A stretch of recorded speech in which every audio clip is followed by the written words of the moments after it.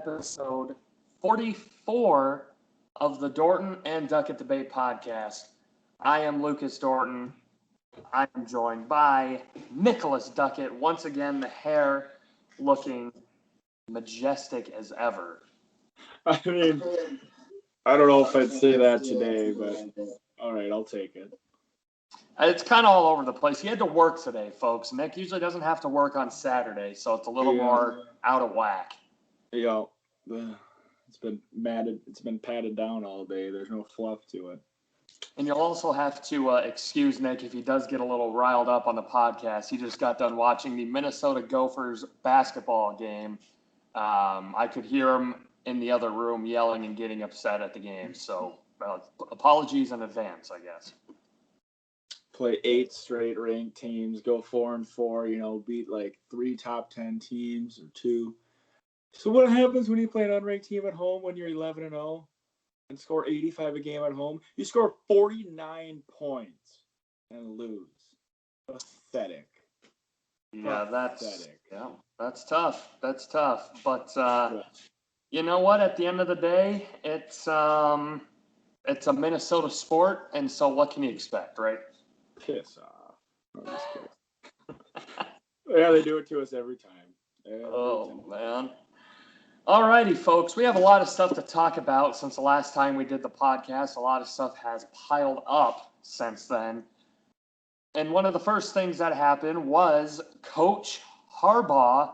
Which one are we talking about? The one at Michigan. That is the one we were talking about. I don't get it. It's a contract extension through the 2025 season. That's a lot considering his time there has not been great. He has a 49-22 record since being hired from the 2015 season. Brought the team to a little more respectable, but they at times struggled to beat good teams. And they didn't make the playoffs. They couldn't make the playoffs because they were losing all the time in games that they need to win. Obviously, Nick, you probably will know a little bit more about this situation with Harbaugh than I do and how much he has impacted being the Big Ten there. But what do you think? I'm shocked, to say the least. I mean, I don't live in Michigan. I don't know many Michigan fans, but the consensus, it seems like nobody wanted Harbaugh back. Like, now, granted, I'll give Harbaugh some credit. Like you said, Michigan's known as a football school, right? They've actually been really good at basketball lately, but they weren't that great under their last coach before Harbaugh. I mean, they were good, but they weren't anything special. Well, Harbaugh made them definitely a top 3 team in the Big Ten in the Big Ten East, and I mean they were competitive every year. They were almost always ranked. So they're better than what they were right before him. But I mean, yeah, they continuously lose big games. I'm not sure if he's beaten Ohio State yet. I could be wrong, but I don't think he's beaten Ohio State yet. And normally it's not even close. He's lost quite a bit to Michigan State, to Penn State. You said it. It's a big game. They lose. And, they consistently hover around that 15-20 rank. They make a decent bowl game, but that's about it. And it just seemed like everybody is sick of losing to the Ohio States of the world, and they wanted Harbaugh gone. And then they give him a 5-year deal. I don't get it. Talk about making the fans unhappy. Everybody wants one thing to happen, and you give them the opposite. I don't get it, quite frankly. Yeah. It'd be one thing, obviously, the record shows that, he can win some games, but like we both said before, when it comes to the games that matters, he has not been able to win them. And in college football, those are the game. I mean, those are the reason why you schedule those games years in advance, because this is going to be a big game. We need to win it, and he has not been able to. Do you think that by the time now the contract goes through the 2025 season, do you think when 2025 rolls around, is he the head coach at Michigan still? No. And if he is, I'd say they would probably get rid of him at the end of his contract. The only way he'd make it some more years past another 5 is if, they beat the Ohio States of the world. And I don't see it happening. Not only do I just not see them getting to the point where, they're good enough to beat them, I don't see Ohio State dropping off anytime soon. And, I trust James Franklin and Penn State a lot more than Michigan as well. And I mean, Penn State pretty much went through the death penalty and had to start over, and James Franklin already has risen them up to, besides this year, consistently a top 10 team in the nation. And I'd say they've been better than Michigan the last, 3 or 4 years. Even this year, they probably were. They beat Michigan when they were like 0-5 or something like that. So, no, I don't think so, because if he can't beat Penn State and Ohio State for another 5 years, then I don't see why he'd, get another extension. Then again, I don't know why he got this one and they gave it to him. So, Yeah, for me, I think the only thing that would keep him around past the 2025 season is if in this stretch of years he has either made the playoffs or won a championship. Now, I think making the playoffs is the goal right now because they haven't done that. So I think now that has to be the goal, is making the playoffs. Obviously, you want to win the national championship, be the team standing at the top at the end, because that's what you play for. But I just think that the hype and the standards before Harbaugh got there were a lot higher than I feel what they are now. I think they're just looking to see, can you get us to the playoffs? And if at in this least a Big Ten stretch, championship. at the very least that. And if he can't do that, then and I understand, if you get there and you win it, then you're pretty much in the playoffs. Right. But yeah, I mean, right. And I know they go through Ohio State and Penn State. I'm not saying they should make it, but I'm also saying they haven't. And unless they do, I don't see Harbaugh going. No, like, the expectations are high. Then again, it should always be championship or bust, regardless Right. of who you are. But I mean, it's not a shame to lose to Ohio State every year. I mean, Ohio they're a State good team. is the best football program in the country besides Alabama and Clemson the last 5 years, with Oklahoma and Georgia mixed in there, and LSU debatably. But with that being said, it doesn't really matter. If you can't beat them, somebody else gets the chance then. Yeah. It'll be interesting to see what happens there. I certainly, like I mentioned before, my thesis is that I did not think he was going to still be here at this point, and he is. So we'll see what happens down the road. I don't know if he is gone. Does Harbaugh go back to the NFL? Does he coach somewhere else in college? I don't know. Do you think he'd get a head coaching job, though, in the NFL? I think he would. I mean, I'm surprised the Niners got rid of him as soon as they did. I mean, he had a Super Bowl in the second or third year with them. Yeah. It'll be interesting to see what happened. Well, we'll look back on this in a few years and see if he's still at Michigan. So moving on to a few unfortunate deaths in the baseball world. Tommy Lasorda, Don Sutton, and Hank Aaron all passing away essentially within the same week of each other.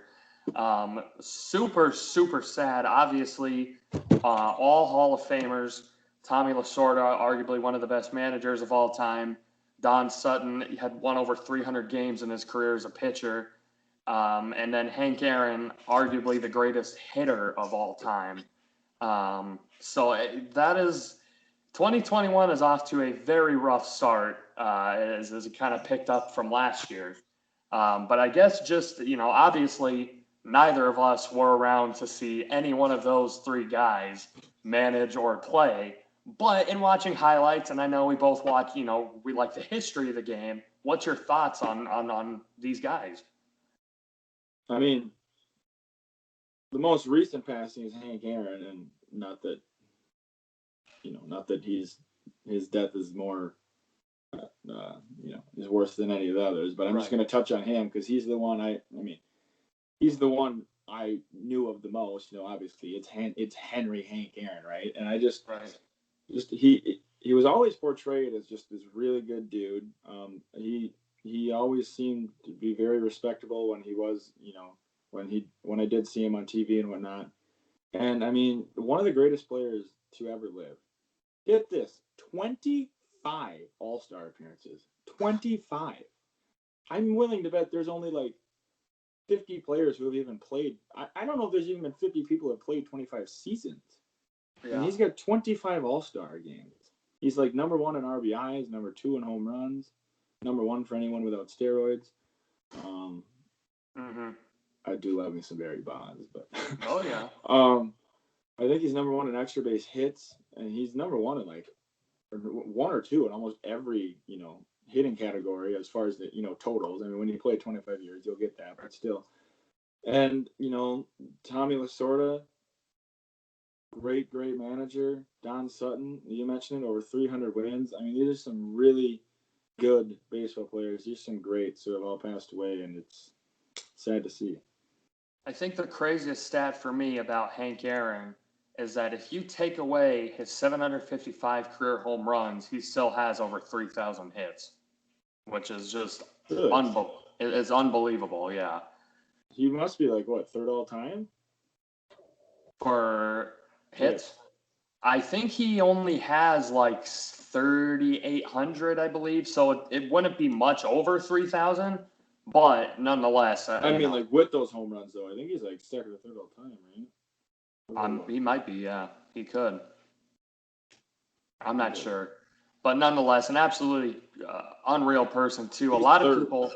Third, Pete Rose okay. and Ty Cobb have over 4,000. Hank Aaron's third. A lot of people talk about how these guys were not just as baseball players, but as people as well too. Don Sutton obviously was still getting back to the baseball community. He was, I believe, an announcer for the Atlanta Braves, so he was still helping out a bunch there. Tommy Lasorda, obviously one of the biggest names in baseball, forever linked with the Dodgers, bleeds Dodger blue, as they say.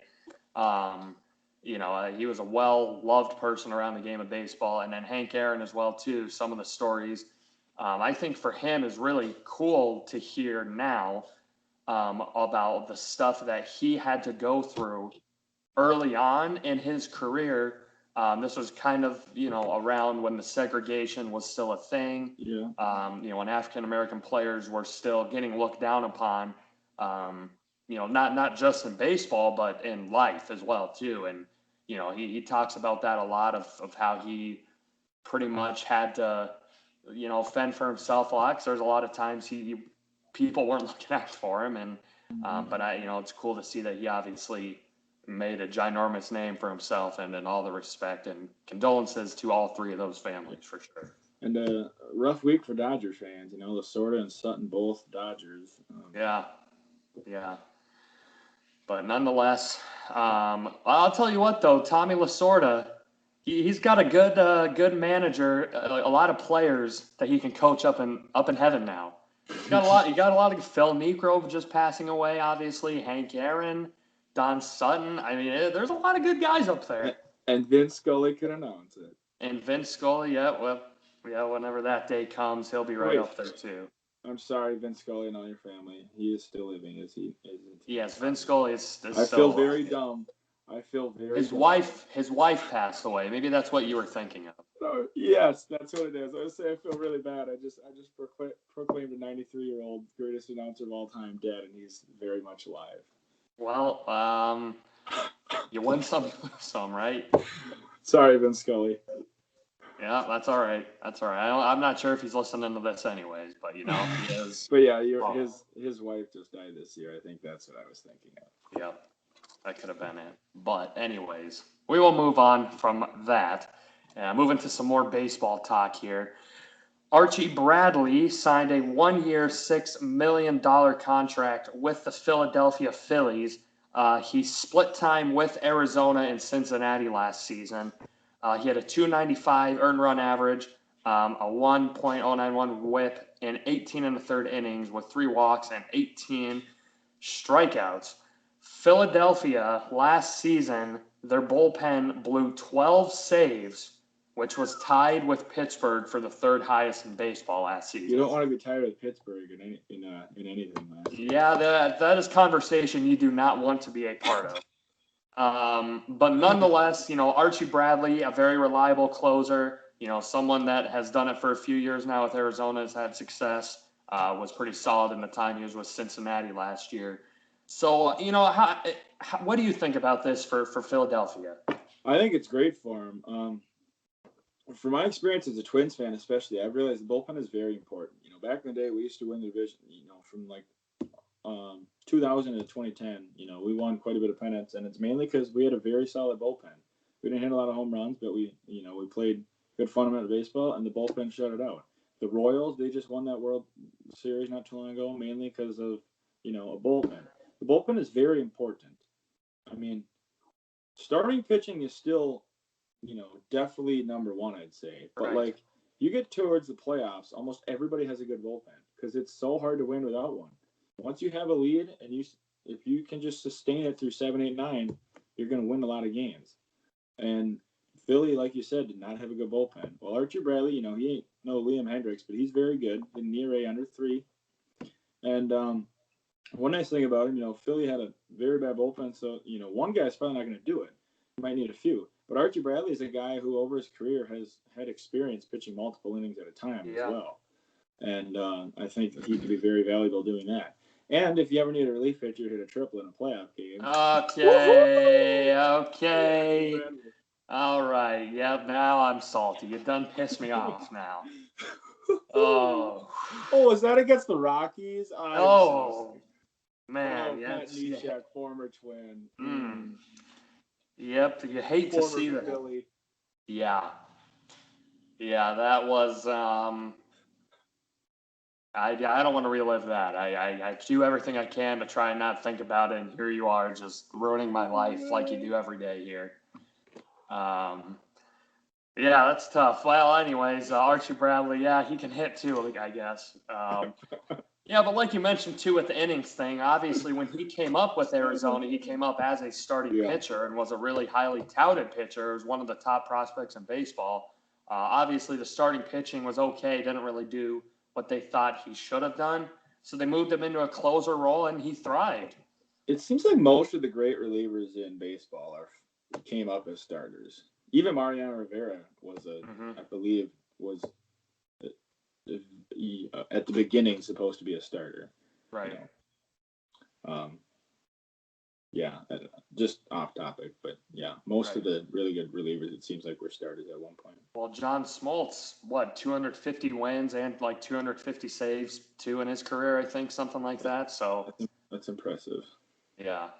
But nonetheless, that is interesting. Also, they brought in players with Sam Coonrod from the San Francisco Giants and Jose Alvarado from the Tampa Bay Rays.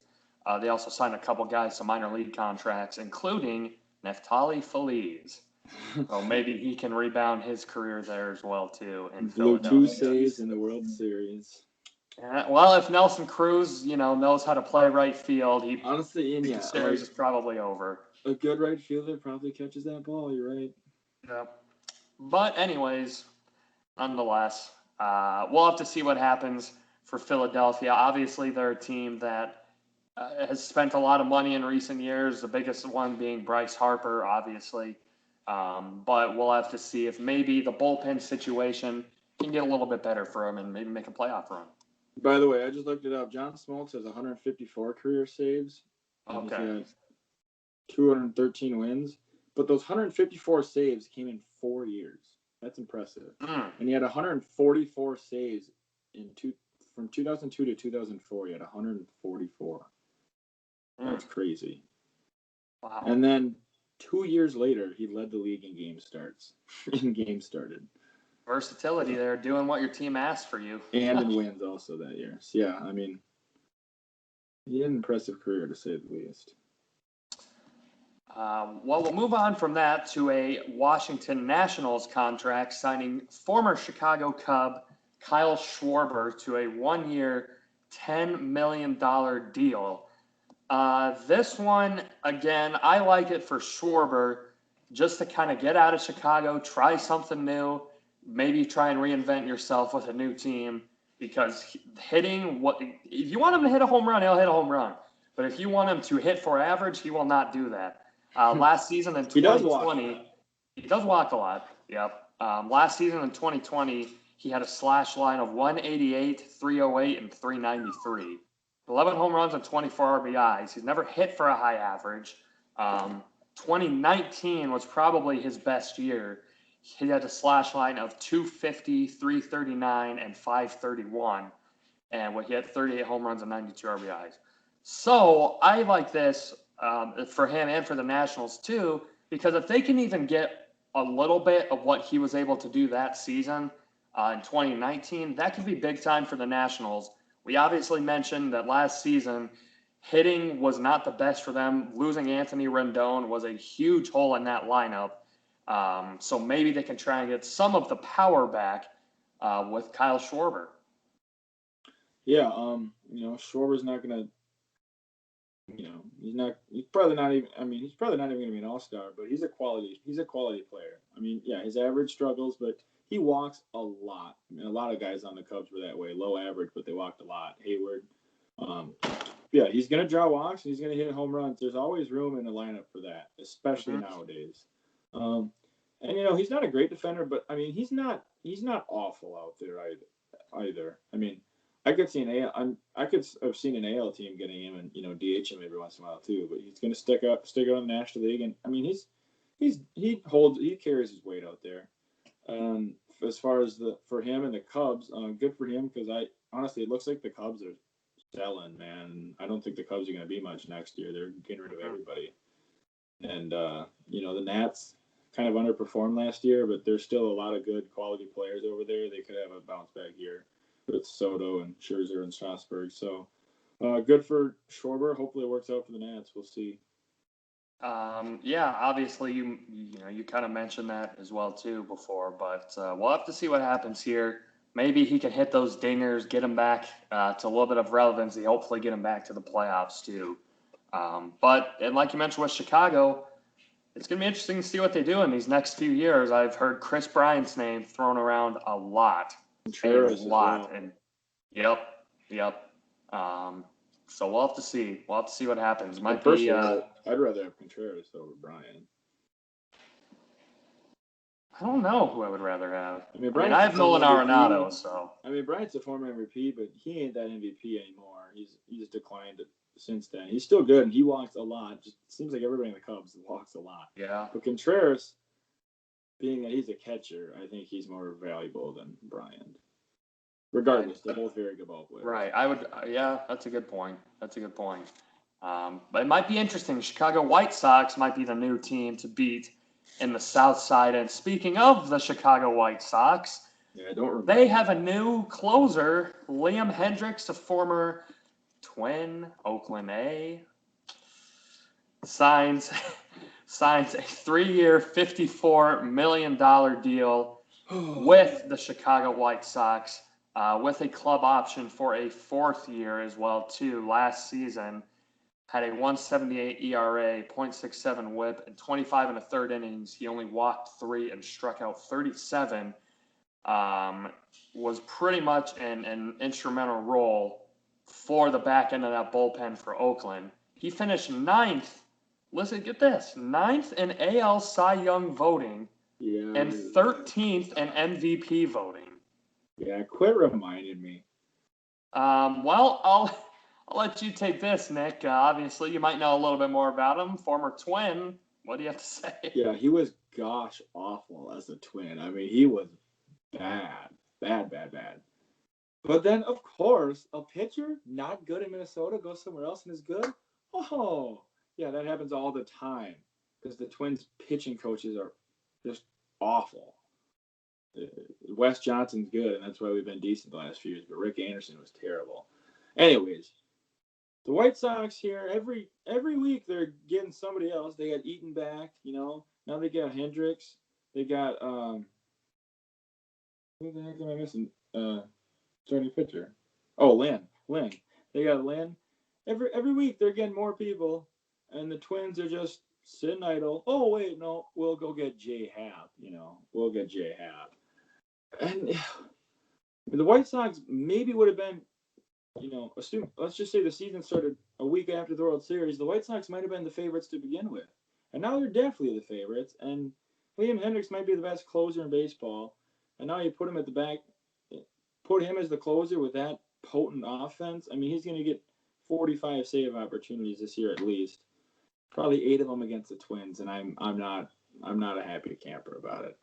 and it's a former Twin nonetheless.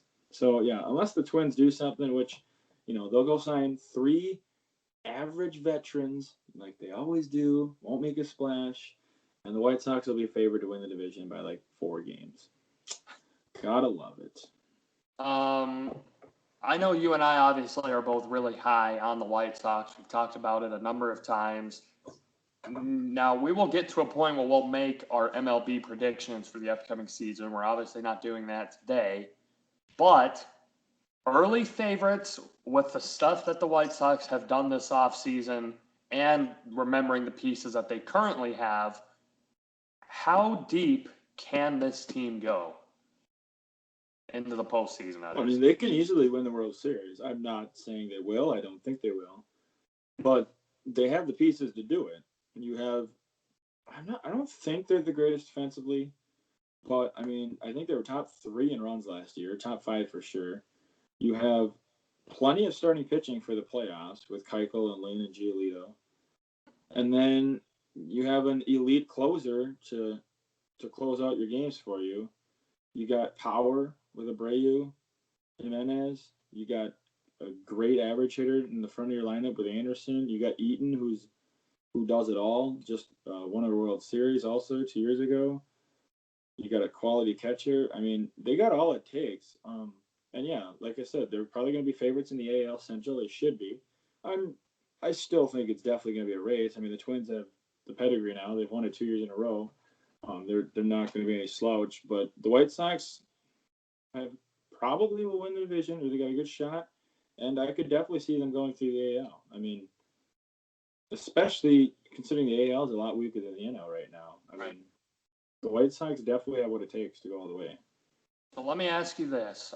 You mentioned all the pieces that they have, and I would agree with you. I don't know how far I would pick them to go through the postseason, but I think they're definitely a contender. Do you think, in my opinion, I think this is the case, is the only thing that can hold back the Chicago White Sox is the stuff behind Tony La Russa? I mean, think about it. The guy has obviously one of the best managers ever, but with all of this offseason stuff going on with the whole DUI and stuff, do you think that at some point will become too much of a distraction and it'll get away from what the White Sox are doing as a team? Or do you think, they'll kind of reel in and say, let's put it behind us and just do this thing? I don't think it will be much of an issue. And if it came to the point where it was a real issue, I think, even though it's his first year, I think they'd just be like, sorry, La Russa, you're gone. Because at the end of the day, the players play. And, they wouldn't even need a coach, and they're still going to go out there and play and show and, try to earn themselves that contract. And, I'm not going to act like the manager's not important. It definitely is. But, I don't think managers at the major league level now are necessarily as important as an NFL coach, for one. And I think the players would overcome it. But yeah, I mean, you never want distractions, especially considering this is the White Sox you're talking about, where Ozzie Guillen was a part of the headlines, all the time. That's true. That's true.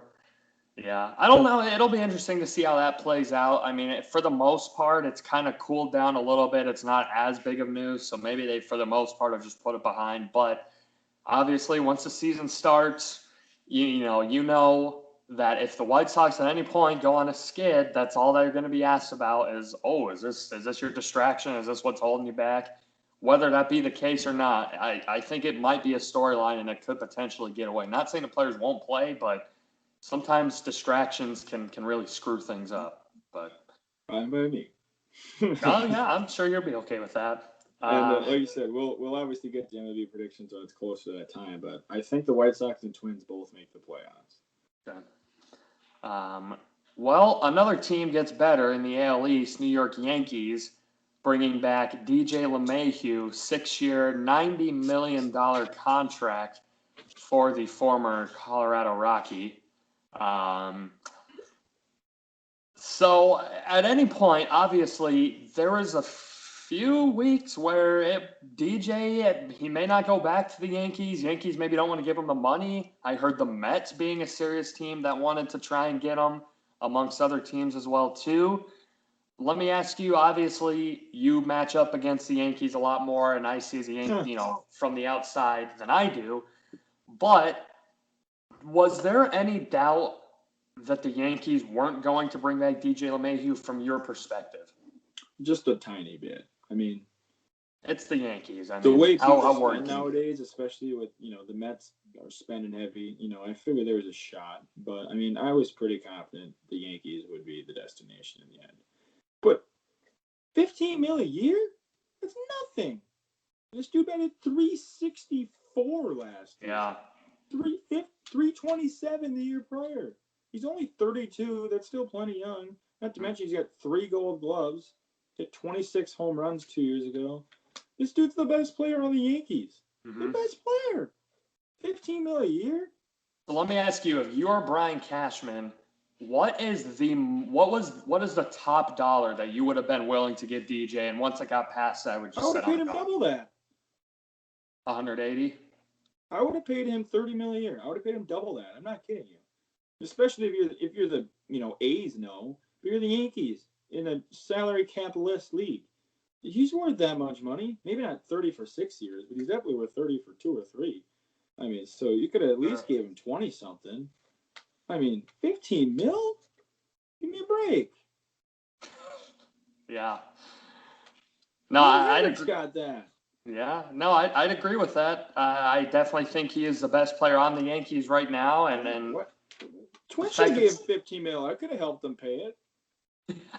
Well, you should be DJ LeMahieu's agent. It would have been like 0.2% of the contract, but I would have helped pay it. Come on now. You should have been DJ's agent going through these negotiation process. Yeah, I mean, they think he's this disc jockey, and he's not. He's only worth 15 mil. I mean, just because disc jockey, nice. I see what you did there. I try to be funny. I'm not saying I am, but I mean, come on, 15 million. Yeah, give me a break. Well, the Yankees should be given high fives because they got him for an absolute bargain, in my opinion. I mean, come on, Mets. You couldn't have topped that. Yeah. Yeah, no, that's interesting to see here. Obviously, DJ LeMahieu, I know him well, pretty much got his name with the Rockies. He was obviously on the Cubs before that, but he was a Rocky, and that's how he got his name. When DJ left, I was obviously very upset and sad because I knew how much of an impact he truly had on our team, and I knew when he left, we were going to suck. He must have been 2 or 3 time Gold Glover with Colorado, and I think he won the NL batting title at least once, maybe won twice. A couple batting titles, yep. But nonetheless, yeah, and that hurt. But I was happy in the fact that he was going to the Yankees because of the reason that I knew that he was going to get the notoriety that he deserved, and he was going to get the respect he deserved, and now he's getting it, and I love it. I love to see it for him. He still doesn't get that much, though. For a Yankee batting .364, I mean, the amount of attention he gets as a Yankee, you'd think he's batting .264. I mean, he's still not that talked about. I don't understand. I think it's part of just because his personality. DJ does not talk ever. He's a very soft-spoken guy. He goes out there and does his thing, and he doesn't fit in with the New York, the mentality, the loud, boisterous people that typically are there.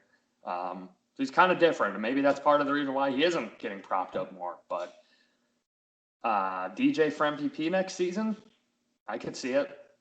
He should have had it this last season. Yeah. Well, they get some more pitching help, too. Corey Kluber, 1 year, $11 million deal. Now, obviously, this is great for both parties. Number one, Kluber, because he has pitched, I believe, a total of like 36 innings in the last 2 years. He pitched 1 inning last year. I remember it because the Rockies played him, and he pitched the 1 inning and then left and didn't play again the rest of the season. He had 7 starts in 2019, and he had 1 inning in 2020. Yeah. I like this for both parties. Number one, the Yankees are getting a former 2-time Cy Young Award winner, one of the best pitchers in the game at one point. And this is huge. If Kluber can be a fraction of what he was in Cleveland with the Yankees, I think you are freaking throwing a party because that is what they're looking for. And for Corey Kluber, I love it for him. going back, to a big market team, obviously, I don't think that's going to pressure him at all. He's won 2 Cy Youngs before. I think if he can go there and be, like I mentioned, a fraction of himself in Cleveland, you'll take that every single day. You'll sign up for that. So how do you like this for the Yankees? Well, I love it for the Yankees, and I hate it for the fact that a lot of people thought this would be the Twins signing, and guess who? What? They didn't get him. Now, there's a good chance he ends up being nothing. There's a good chance he gets injured right away. But it's a 1-year deal. A 1-year deal can never hurt you in baseball. Never. That doesn't mean by making 3 of them every year, Minnesota Twins, that's good. You don't have to go get anybody else. Gosh, I see him on a Twins rant all the time. With that being said, a 1-year deal is not going to hurt you. It's low risk, high reward potentially. Yeah. And even if he might not pan out, he might not. But if he does, you just got a 2-time Cy Young winner for, what do you say, $11 million? I mean, he led I believe it was the 2017 Cy Young and led the league in ERA with a 2.25 ERA. Now, he had a 5.8 in 2019 and only 7 starts. But, I mean, he was probably injured, and 7 starts, I mean, that's not a lot. He had a 2.89 in 2018. He is 34. But, I mean, you don't need 30 starts out of him. Mm-hmm. If you can get 15, and then if you look solid and you can get a start or 2 out of him in the playoffs, that's worth it. Not to mention, he can probably coach up some guys over there. Right. Yep. No, I agree 100% on that. Especially in the coaching up part, you got a guy like Severino who has been in the league for a little bit and has had success. Mm-hmm. So I'm not saying he's adjusted, but if he can take a guy like Severino under his wing and, hey, I'm a 2-time Cy Young Award winner, listen to me.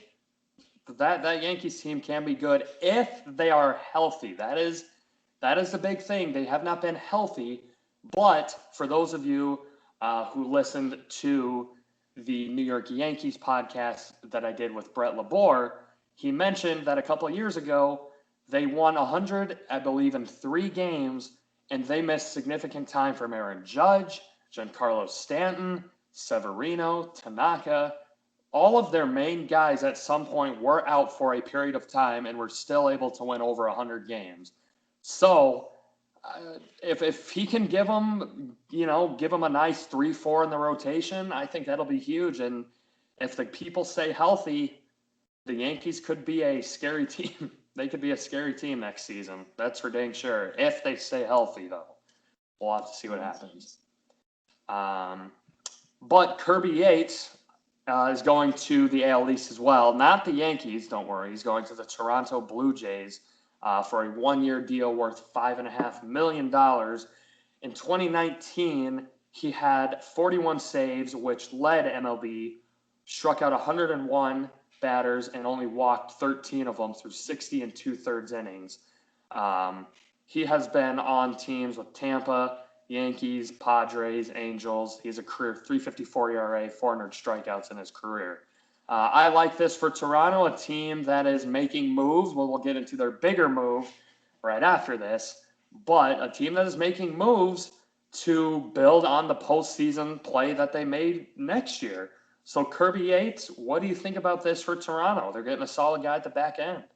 Well, 2 things. Great acquisition for Toronto. And San Diego finally lost a pitcher. Right? Yeah.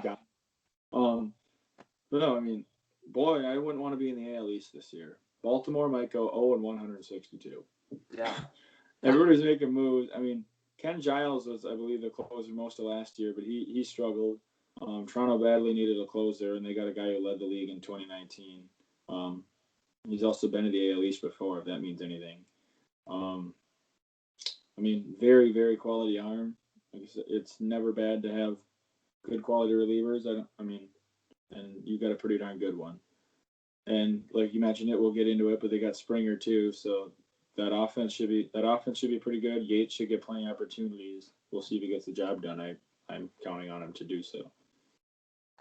And, well, you did mention George Springer being the other acquisition, so we'll just go into that one right now. Toronto Blue Jays and George Springer agreed to a 6-year deal worth $150 million. This is ginormous for Toronto. This is a team that typically is silent in the free agent pursuit. They are not going out there signing the big-name guys, throwing out a lot of money. And George Springer was arguably the most touted free agent this season, this offseason, I should say. And Toronto got him. Obviously, we talk about his regular season play, phenomenal outfielder, good defender, can hit. But once you get to the playoffs, folks, is when it matters most.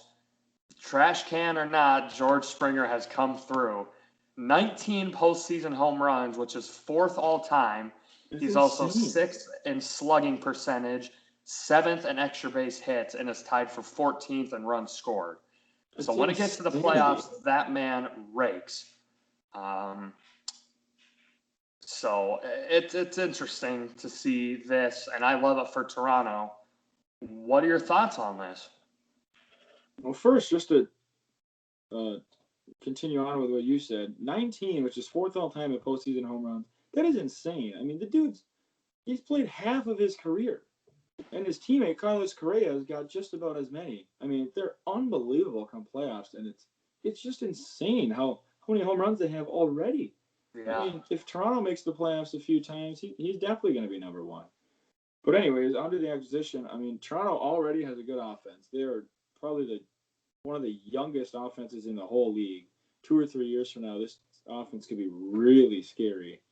And now, Toronto's a fairly big outfield. He can patrol a lot of ground. They don't have Pilar out there anymore. I'm assuming they're planning on playing him in center. I could be wrong. I would think so. He's good. He's solid defensively. I don't know if they're planning on leading him off, but he's a great leadoff hitter. Gets all sorts of leadoff home runs. He's just a very good all around player. I've always liked Springer. Don't like playing against him, that's for sure. He got a good. I think he's deserving of all the money he's getting.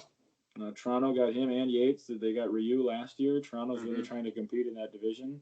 It's pretty hard to with Tampa, New York, and Boston all the time, but they're trying, and they very well have. I mean, they have what it takes to win the division. I don't think they will, but they have what it takes, and we'll see how Springer does for them.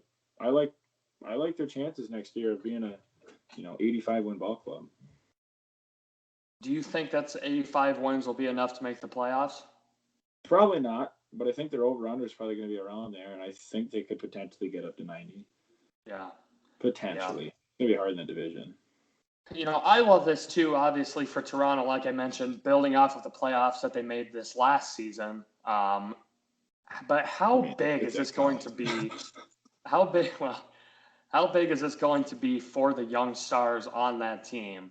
Bo Bichette, Kevin Biggio, Vlad Jr. I mean, that's big time. You have a guy that has had success, won a World Series, and has done it in the postseason when it matters. That's got to be huge, and probably a big reason why they wanted Springer to come in, putting the talent aside, just, his career. I would think so. I don't know. Yeah, and I mean, Springer is not like this, he's not no 34-year-old vet like Corey Kluber, but he's definitely been around. He's been there, done that. And yeah, it's great for all those guys, and he'll probably mix in well with them too. I mean, he's still fairly young. He's a fairly young guy with a lot of experience. I think he's going to work out very well in Toronto. I actually think he's going to do really well there, and I'm looking forward to see how Toronto does with him. I am too. I really think that could be an exciting thing in Toronto, and I'll be talking with Aaron Fitzner as well too, who is a Toronto Blue Jays fan. And get his thoughts on it too. He'll have a little more insight than we will. But nonetheless, we'll have to see what happens here. But love this for Toronto. This is big time for them, and it's cool to see a team sometimes spend some money. And a big loss for Houston. And yeah, I'm glad he's out of Houston because Houston's dominated the last how many years. And, anytime one of the teams that is above you gets worse, that's, kind of a benefit. So, absolutely. New York Mets. Well, they're in the headlines again. They've been doing a lot of really good things this offseason. This is not one of them. They fired their general manager, Jared Porter, for sending explicit texts and images to a reporter, I believe, back in 2016 when he was a member of the Chicago Cubs front office. I don't really have a whole lot to say on this other than obviously that's tough. It's interesting to see that that's coming out now. But hopefully, again, like the Tony La Russa thing, that does not distract away from the situation at hand. The Mets are building a very solid team right now, and they're looking to try and lure another big one in Trevor Bauer too. So hopefully this does not distract the fact of that the Mets are trying to do something big this year. Yeah, and there's always distractions around the Mets. Plus they got to compete with the Yankees, the New York market.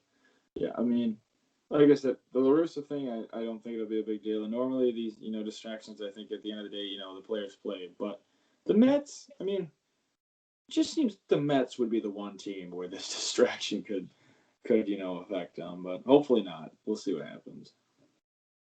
Yeah, I'm really hoping it doesn't. But if it does, that's obviously sad. I mean, can you really?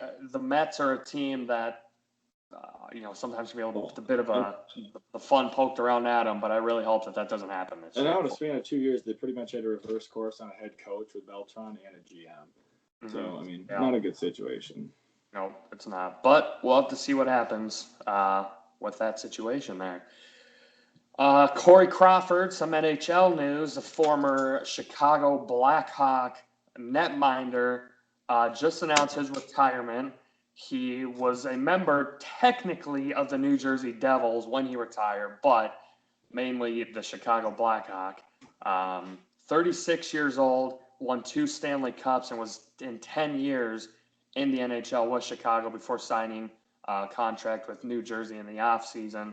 Nobody really knows why he retired, but I think it's probably kind of one of those things where he wasn't sure he could still probably compete at the level that he wanted to. And obviously family and stuff too. The further on you get in your career, the harder it is to be away from family. But nonetheless, at one point, he was an instrumental part into why Chicago won those Stanley Cups. What's your thoughts on this? It would have been nice, I think, if he could have gone out as a Blackhawk. But, I mean, I think most people still looked at him as a Blackhawk anyways. And, I guess all I got to say is retirement of a very good goalie who's, I mean, is he Hall of Fame worthy? I don't know. I mean, I don't know if he's quite there, but I mean, he does have the Stanley Cups on his resume and whatnot. And he was always a quality. He was reliable. I mean, it was mainly the offense, I think, but I mean, it's the end of a career for a very good goaltender, nonetheless. I mean, at the very least. I don't know. I don't think he was ever the best goaltender in the league at any point. I would agree. But was he middle of the pack or the worst goaltender? Probably not. Most points, probably top 10 in his career. I don't know where you'd rank him, during those seasons, but nonetheless, maybe he might have a chance to get in. The 2 rings obviously helps out big time, and he was the starting goaltender for those rings, so that may help him out a lot. Yeah, I mean, I just figured, personally, I'd say probably not. But, even though it shouldn't necessarily matter, the 2 rings looks good. He's been a Blackhawk who's been one of the best teams over the last decade, so his name's obviously thrown around. Everybody knows who he is. He's been quality for winning teams. I mean, he's maybe got a shot. It'll be interesting to see in the few years to see when that gets announced. But nonetheless, obviously he's in the Central, so Wild and Avs fans saw him a bunch of times and saw the success that he did have. Phenomenal team around him as well too, and then was able to win 2 rings. So nonetheless, congrats to Corey Crawford and his retirement, and we'll see what comes in the future for that. Moving on to some NFL now. There's a lot of coach hirings and a few firings as well too. Doug Peterson fired as the Philadelphia Eagles head coach. Obviously, we've kind of mentioned that before, but they brought in Nick Sirianni to be the head coach for them. He was the former offensive coordinator for the Indianapolis Colts. This one is interesting to me for a number of reasons. Number one, from what I have heard, was that Sirianni was not the main play caller in the offense. It was Frank Reich. But obviously he had to have had some kind of an impact if he was put in that offensive coordinator role. Number two is all of the really good guys, or all of the teams that needed head coaches got their head coaches. Eric Bieniemy is still there. Obviously, now you can't interview and you can't do that while the team that he is a member of is still playing. So I understand why he cannot be signed for that reason right now, because it's, you can't do it. But if all of this is my question to you, Nick. I don't know too much about Nick Sirianni, but this is my question. If the teams that need head coaches got their head coaches, and the biggest name probably in the head coaching pool of this offseason, that his name has been thrown around a lot, is still out there, why not just wait it out until the Chiefs either lose or they win the Super Bowl and then do something there? To me, it seems easy like that. I don't know. What do you think? I agree, especially considering the guy they went with is an offensive coordinator. So you want an offensive coordinator, just wait on and get Bieniemy. I mean, to me, he's clearly the best candidate. I mean, he has been for 2 or 3 years, and I understand, maybe wanting to get it done and get a coach, but at the end of the day, what's the difference between 3 weeks? And if it's not like you should be worried about missing out on Bieniemy because everybody else has already got their coach, and even if somehow you didn't get him, I'm assuming Sirianni would still be available anyways. Yeah. So yeah, I don't get it. I mean, I'm not saying it's bad hire. I don't really know much about Sirianni, but it just seems like Bieniemy should be the guy. It feels like they kind of rushed things. They were kind of just trying to jump in to get a head coach. Maybe they wanted to try and get a head coach so they can have more time to develop game plans and strategy as far as, the offseason with free agency and then going into the draft to try and do that too. But nonetheless, would you be willing to sacrifice a month or so of game planning in order to wait for a guy like Eric Bieniemy to become available to make your head coach? I think I would, big time. For Kansas City's sake, this is ginormous because more than likely, unless another team needs a head coach soon, they probably are going to be getting Bieniemy back again for next season. It would be my guess. I don't imagine Bieniemy leaving a team if he's not going to be a head coach. I don't think he leaves to be a coordinator elsewhere. So Kansas City, that's huge for them. I bet he comes back next year. I don't know. I would assume so, yeah. I would assume so as well. But nonetheless, Eagles, like I mentioned, I don't know too much about Sirianni. The Colts, made Phillip Rivers look pretty good this year, and he was the offensive coordinator. So we'll have to see. We'll see what happens. Moving into Phillip Rivers, before we get into the other head coach hirings here, he did announce his retirement after 17 seasons in the NFL. I think this is something that is not too surprising. I think a lot of people, including myself, predicted that this probably would be Phillip Rivers' last season. 39 years old. This was his only year in Indianapolis. Obviously was a member of the LA/San Diego Chargers his entire career leading up to that. So first off, my first question to you, Nick, and we've talked about this a little bit before, is Phillip Rivers a Hall of Famer? The standards, the way they currently are, yes. Do I personally think he should be? It's debatable. He's 5th all-time in yards and 5th all-time in touchdowns. I mean, that sounds pretty good to not put a guy in. But at the same time, and again, it's a team sport, but, he's never even made a Super Bowl. That's not all on him. But, I mean, I think it shows he's not Peyton, he's not Brady, he's not, Favre. But, I mean, he's been one of the top quarterbacks in the league pretty much since he entered it. And he never missed a game. And like I mentioned, he's 5th all-time in pass yards and pass touchdowns. So, I mean, yeah, I'd say probably yes. And he will make it. I mean, he will make it. So, like you mentioned, 5th most in passing yards with 63,440, 5th in passing touchdowns with 421, and 5th most as well in pass completions with 5,277. So he's the 5th best in everything. He made 8 Pro Bowls, was a 2013 Comeback Player of the Year, and didn't miss games. He played in 252 straight games, including the playoffs, and he did not miss a start since taking over as the Chargers' full-time quarterback. He had That's 8 straight insane. seasons of 4,000 plus yards, passing yards, that is, which is the third longest streak in NFL history behind Drew Brees and Matt Ryan. So, like you mentioned, though, I do think the only knock that could be on his career is the lack of postseason success. But everyone remembers him playing in the AFC Championship game in 2007 on a torn ACL. So if Rivers is healthy, does he win that game? I don't know, maybe, but it's not for us to decide because he can't go back in time and try and figure it out anyways. But Phillip Rivers, Hall of Fame career, got to give a lot of props to him.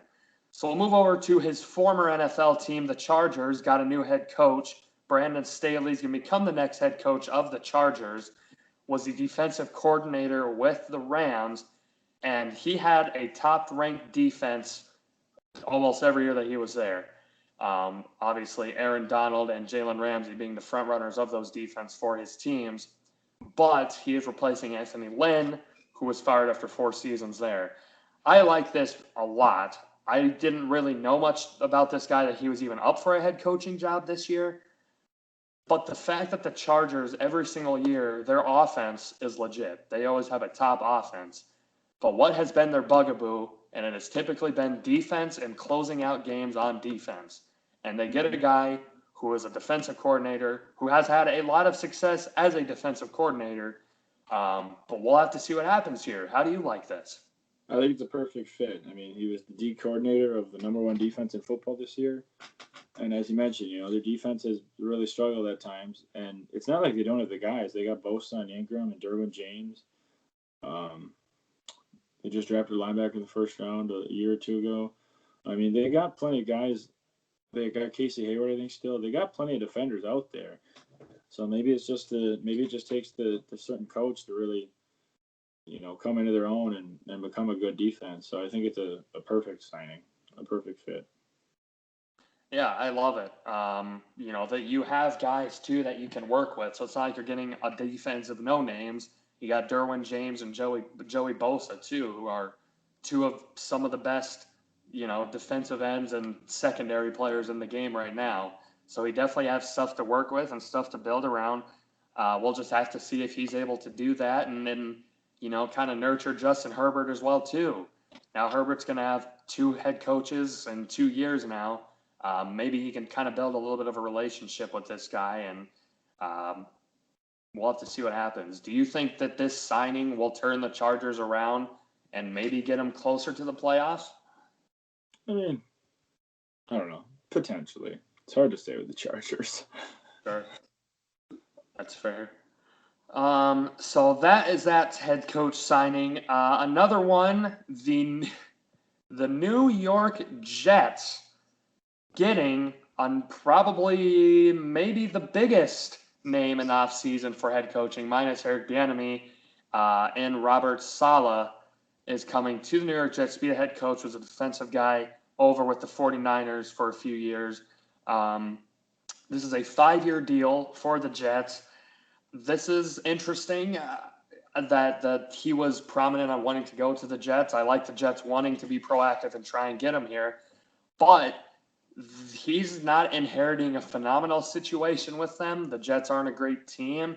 I don't know how much of that is just them not being a good team versus the head coach that was there before not being a good coach. But what does he inherit with the Jets, and how big of an impact do you think he can have on this team? What does he inherit? I mean, not much at all. Yeah. But then again, most new coaches don't have that much because that's the reason they are a new coach. The team wasn't very good. But yeah, Saleh, I mean, like you mentioned, he's probably the biggest name besides maybe Bieniemy. I'm confident he'll be a good head coach. And I mean, the Jets have they had some guys on defense. They don't have Adams anymore, but I mean, they got some all right players back there. So maybe he'll make the best out of them, and you never know what happens. But I like the hire. I mean, Are the Jets going to be Sure. much of anything? Probably not, but I like the hire. Some stats for you first, Saleh. He spent 4 seasons as a 49ers coordinator. When he got in there, he inherited the 32nd ranked defense in yards allowed, and he helped transform it into a top 5 unit the past 2 seasons. Despite being a lot of injuries as well, too, in 2020, his defense finished 5th in yards and 17th in scoring. So with the amount of injuries that they had there, that was huge that they were able to sign that for Robert Saleh. So that is a nice pickup. He's a very high energy guy, Oh, gosh. something that is great to have that will be completely different from Adam Gase, who was a very not high energy guy, Yeah, very right. low energy, and apparently that rubbed a lot of players the wrong way.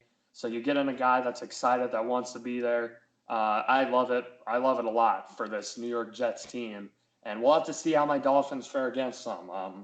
Energy guy sounds like a good coach, so maybe we won't have 2 easy wins a year like we did with Adam Gase the past couple seasons. But we'll have to see what happens. Atlanta Falcons bringing in a head coach. Arthur Smith will be the team's new head coach. He was the Titans offensive coordinator, is where he came from. I don't know, again, too much about him, but as you mentioned, he had Derrick Henry and Ryan Tannehill and Arthur Juan Brown and made all three of those guys look amazing in Tennessee. What do you think he can bring to a Falcons team that desperately needs an identity right now? Wasn't Matt LaFleur the Titans offensive coordinator as well? He may have been. Yeah, I believe he was. That's 2 Titans OCs who've got head coaching jobs the last 3 years. And if I'm correct about LaFleur, well, the last one panned out. So, I mean, he's 26-6 in 2 regular seasons at the Packers. So maybe this one will pan out. Personally, I feel like Saleh would have been a great fit for them. I'd say defense is definitely more so their problem. But I mean, there's a all sorts of talent on that offense, at least with the wide receivers specifically. So, I mean, an offensive guy is going to have definitely a lot of players to work with. So we'll see what happens. From 2019 to 2020, he had one of the NFL's top offenses with the Titans. He led the league in red zone touchdown percentage at 75%, 5th in points per game at 27.9, and 5th in total offense with 379. And he also oversaw the 2nd-ranked rushing attack in football, averaging 153 yards a game. Now he is not going to have, Derrick Henry in Atlanta, and Ryan Tannehill or Arthur Juan, but he does have an upgrade, Julio Jones, if he can stay healthy, Calvin Ridley, maybe get Matt Ryan back onto the train if they don't go a quarterback in the draft here, which I think they probably will, but we'll have to see what happens there. I like it a lot. We'll have to see what happens with Arthur Smith here. Apparently, they just wanted to keep the Arthurs because Arthur Blank is the owner. He wanted to hire a guy whose name was also Arthur to be the head coach too. So, and he coached Arthur Juan. Yeah. I don't know, a lot of Arthurs here. Arthur Juan. Arthur Juan. And then the Jacksonville Jaguars have their new head coach, Urban Meyer, coming back to Florida to coach. As you remember, obviously, he's a head coach for the Florida Gators for a number of years. But now he is the head coach for the Jacksonville Jaguars. I think both of us, when we talked about this before with the potential rumors, I don't think either of us were completely sold that he would come out of the retirement to go to the NFL and to join a Jacksonville Jaguars team that is not very good. But nonetheless, it's intriguing. You have the number 1 overall pick. He'll be getting Trevor Lawrence as his quarterback coming into this. Do you think he can obviously, turn this team around like he has in college? I mean, I don't know. Jaguars are not good. But, they're probably going to get Lawrence. So that's a start. You got DJ Chark Jr. I mean, there's some guys. I'm assuming he's going to have a pretty long leash. I think they'll give him time to figure it out, which, I mean, they should. I mean, what do you expect? You expect the guy to turn that team around real quick. So, I mean, we'll see. He's obviously a good coach at the college level. Then again, sometimes college level does not translate to NFL. But we'll see. He's a great coach. But yeah, I'm surprised. He left Florida much, much, much, much, much earlier than people expected. He was only in Ohio State for 3 or 4 years after, I believe, winning a national championship there. So I didn't think he'd come back. So I was a little surprised. But best of luck to him. And hopefully it pans out for him and Jacksonville. Yeah, Jacksonville desperately needs to get back to that. The 1 year they made the AFC Championship game, maybe should have won that AFC Championship game. I don't think he was actually down, but nonetheless, it's a debate for another time. But the GOAT ended up winning. So. Urban Meyer, nonetheless, I obviously know what he can do in Florida. Now, the thing is that people have to remember is that he is not going to have the chance to recruit the best players to come to the team. It's going to be a lot harder process to get the good players to come to Jacksonville because Jacksonville doesn't really have an identity. So I'm intrigued to see how that pans out for the rest of the year.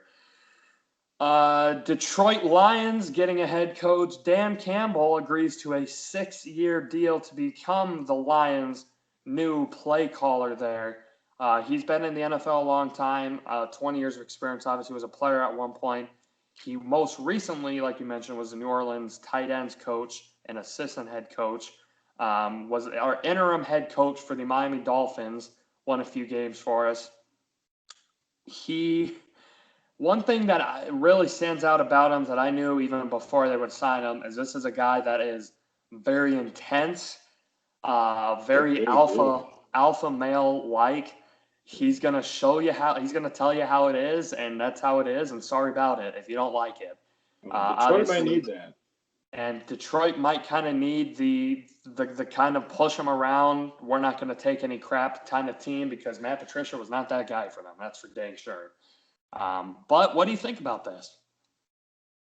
I mean, I don't know if his credentials were quite as much as some other people, but I mean, it's not like the Saints tight ends did anything real special since Jimmy Graham's been gone. But I mean, clearly been in a winning organization for a while here. He's his assistant coaching duties must have been all right. The Saints have been pretty darn good, and yeah, I mean, I think the kind of alpha male personality you mentioned might be good for Detroit. Detroit's used to getting pushed around. Maybe he's going to say enough of that. We're going to do the pushing around, and we'll see how it works out. Probably can't do worse than Patricia did there. I have nothing against Patricia, but he obviously didn't do very well there. Yeah, he was not a very good head coach there for sure. But Campbell is, like I mentioned, physical guy, intense guy. And if you watched even a few seconds of the introductory press conference, you know what this guy is about. And that was one of the most intense ones or something like that. Yeah, he pretty much was like, if we get knocked down, we're going to get up and bite a kneecap and throw a few punches, and then we'll get knocked down for a second time.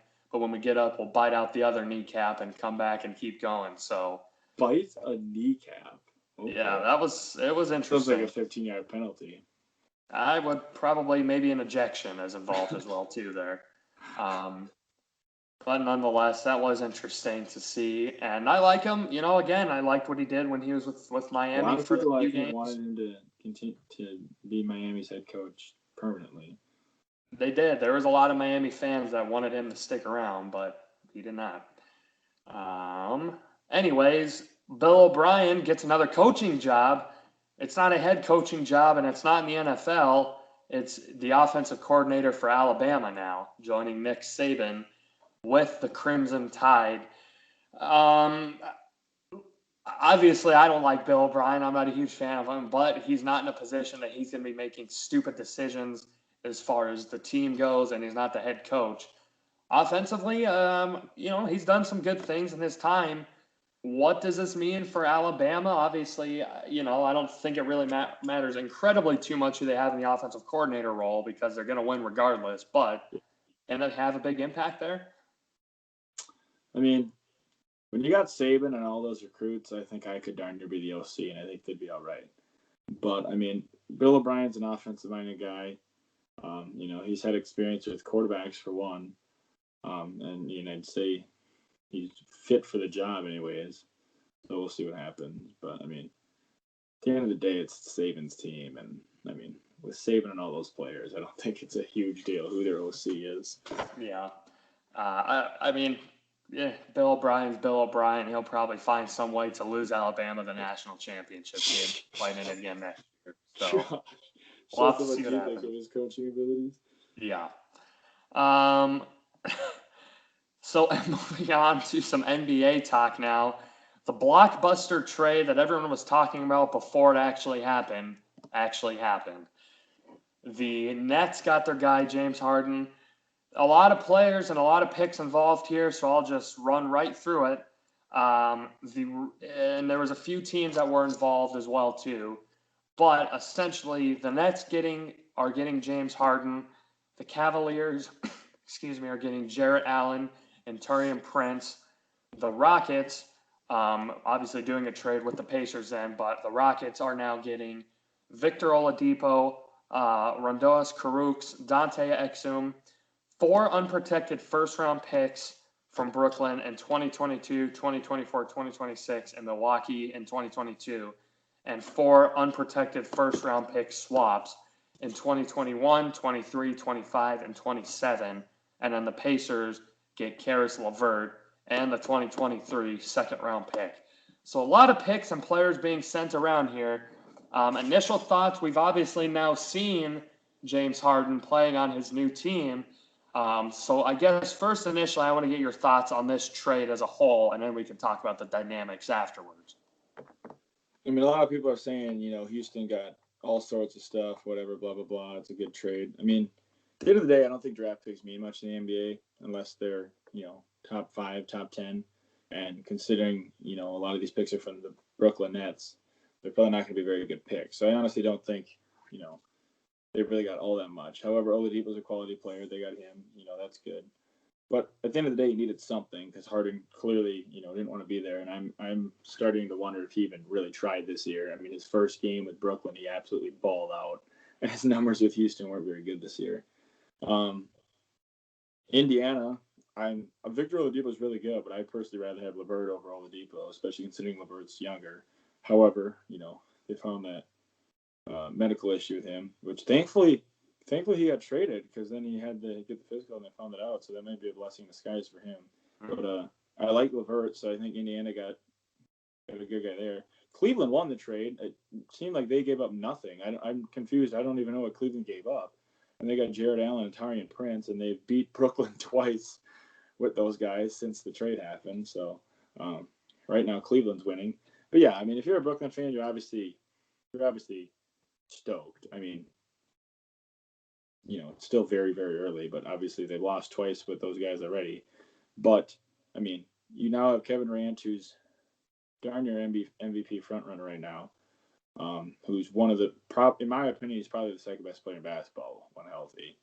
I mean, Kawhi's in there, Giannis is in there, but I'd say second behind LeBron. Curry's in there. Kyrie, I mean, you know what I think about Kyrie. I mean, yeah. I'm just, but at the end of the day, he's a very, very good basketball player when his mind's actually in it. I wonder if he really, some guys stats transition into wins. Some guys, it seems like they just put up numbers and, obviously it's a team game and it depends who's with you too. But like when the Celtics and the Nets have not had Kyrie over the last few years, they've almost done better. So, I mean, that's not to say Kyrie's bad. I mean, obviously Kyrie's still really good. You want Kyrie, but I just wonder how valuable he is. At the end of the day, he's very good. And then James Harden's a top 10 player. So you got 2 of the top 10 players in basketball and Kyrie. So, I mean, you obviously, the future's very bright, obviously, or at least the present. And I'd be really excited. However, I still think Milwaukee is the favorite in the East. However, I'm not really sure Milwaukee's that great anymore because they don't have a bench this year. Mm-hmm. But I still think overall the Lakers should be and are the favorites. I think they're far and away the favorite right now, at least in my opinion. They should be. As far as the East is concerned, Brooklyn's going to be good, and it's going to be very hard to take them down, but it's pretty much those three at nothing. I mean, Jared Allen and Karis LeVert were their second and third best player this year with Kyrie gone. And they're both gone. And then Dinwiddie was probably would be their fourth, but he's injured. So they don't really have much of a bench right now. I mean, they got Joe Harris for their fourth guy, and I think Jeff Green is starting. Besides that, they don't got much of a bench. So you best not have an off day from any of those guys, or you're going to struggle. So I mean, I know they got all these they got these three studs, but there's still a lot of work to do for them to make a finals and win a finals. But we'll see what happens. Yeah, no, I agree. I think if all three of these players are playing healthy and no off the court, things going on, Brooklyn is going to be an incredibly difficult and may be the team to beat in the entire NBA. Now, I do the emphasis on the if so greatly because I don't think that will be the case. I think KD will be fine. I think Harden will be fine. Kyrie Irving, I don't know. And I think that's the underlying thing is if Kyrie Irving will play, the Brooklyn's going to be a good team. If he does not play, like you mentioned, with their depleted bench, I'm not saying that Harden and Durant can't win games with those two because they can. But if you are now missing when he's playing one of the best point guards in the game in Kyrie Irving, and you're now relying on, I don't even know who their backup point guard is right now. Do you put Joe Harris there? I don't know. I'm not sure. I think they got Landry Shamet maybe yet. Okay. So I think they got Shamet. It'll be interesting to see what happens nonetheless. They do. My boy Chiozza, he'll take the reins. But honestly, it'll be even if Kyrie, Durant, and Harden are all healthy and all playing, I still wouldn't pick them over the Lakers right now. I know that's three superstars, the Lakers two, but LeBron's the best of the five. He is. Davis is very, very good. The Lakers have been playing with each other for a year now. The Nets have not. And the Lakers have a good bench, too. The Lakers have maybe the deepest team in the league. And the Lakers are the number one defensive team in the NBA. The Nets have Kyrie Irving, who's never been a good defender. James Harden, who's honestly not that bad of a defender, but over his entire career has pretty much been made fun of for how bad defensively he is. I really don't think he's that bad. He gets a lot of steals, but he's not an elite defender. And Kevin Durant, I think, can be at times. But these are three guys who defense doesn't necessarily get associated with them. And, it don't matter how many points you put up if the other team puts up more. So, they're going to be good, I think. But I still, even if everything works out, I still would not put them above the Lakers. And that's, maybe I'm a little biased in saying that, but I've seen the Lakers play a lot of games this year. They're really good. Yeah, they are. I would probably agree with you. I do think the Lakers are probably the team to beat nonetheless, but if all three of those guys can click and play, if they can make it there, I think it'll be for an interesting finals if they can make it all the way. I don't know if they can. But nonetheless, imagine maybe Durant versus LeBron in the finals. Ooh. For the fourth time, and it would be the third different teams. LeBron would play against Durant in the finals as a member of the Heat, Cavs, and Lakers. And Durant will play against LeBron as a member of the Thunder, Warriors, and Nets. Yeah. And there's no way that's ever happened before. It just shows to their greatness and how great those players truly are. They're the forefronts of their teams for a reason. So, and I'd love to see LeBron play Durant in the finals again when Durant doesn't have Curry, Thompson, and the entire NBA Basketball Hall of Fame with him. Right, yeah. But LeBron, remember, he has all the help in the world too, and he can't win anything by himself. So you got to remember that, obviously. Yeah. But anyways, LeBron haters out there. Yeah. But anyways, so that's the end of our show here. Episode 44. There's a lot to talk about. 44, ladies, that's me. That's me. Icky Woods. But nonetheless, at the end of the show, Nick, do you have any comments or anything you would like to bring up? Go Bucks. Go Packers. Oh. Go Packers. You Did. did not. It did. Go Packers. I'm not speaking to you for a whole week. Hey, sounds good to me. I can't wait. Thomas, Edward, Patrick, Brady, gonna get the W tomorrow. He, the GOAT, Tampa Bay, Golden Gophers, Tyler Johnson, Antoine Winfield Jr., TJ gonna step up for Antonio Brown. They going to the Super Bowl, beating the Packers, beating Mahomes. Get me that dough. Let's go, Bucks. We out. Well, on that mic drop, folks, I'll leave you with this, our Twitter handles.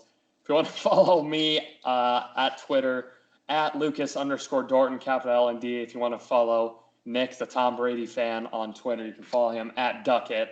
And if you want to follow our Twitter page, at DND_podcast, capital D's, capital P for that.